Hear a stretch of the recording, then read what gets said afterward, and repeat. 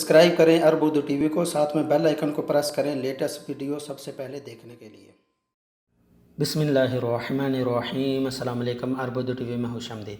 Saudi अरब में पिछले 24 घंटे के दौरान कोरोना के 96 मरीज़ों की तस्दीक हुई है। नए इजाफे के बाद मुल्क में कोरोना के मरीज़ों की मजमूई तादाद 1299 हो गई है। सऊदी प्रेस एजेंसी के मुताबिक वजारत सेहत के तर्जमान डॉक्टर मोहम्मद अल अब्दुल आली ने कहा है कि कोरोना से मज़ीद 4 अफराद हलाक हो गए हैं। इस तरह हलाकतों की मजमूई तादाद 8 हो गई है। इन्होंने कहा कि कोरोना के 20 मरीज़ शफायाब हुए हैं। इस तरह शफायाबी हासिल करने वाले मरीज़ों की तादाद 66 हो गई है। इन्होंने बताया कि नए मरीज़ों में 28 बैरून मुल्क से कोरोना का शिकार हुए, जबकि बाकी अफराद को मरीज़ों में मेल जोल रखने से वायरस मुंतकिल हुआ। इसी वजह से जद्दा में कर्फ्यू का वक़्त बढ़ाकर 3 बजे दोपहर से कर दिया गया है, जबकि शहर से रहायशियों के बाहर जाने और बाहर से किसी के आने पर पाबंदी लगा दी गई है।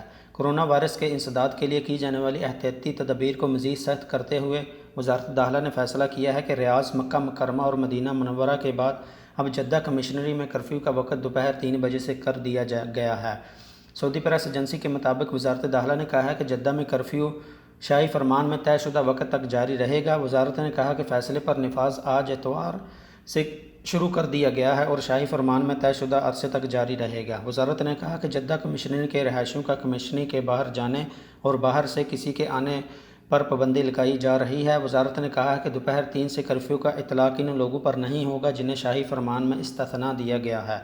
वजारत ने कहा है कि कोरोना के इंसदाद के लिए की जाने वाली कोशिशों को कामयाब बनाने में शहरियों और मुकीम गैर मुल्कियों से ताउन की अपील है।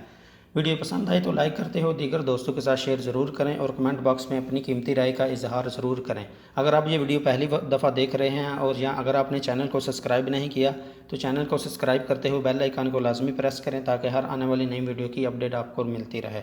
वीडियो देखने का बहुत शुक्रिया। अस्सलामु अलैकुम व रहमतुल्लाह।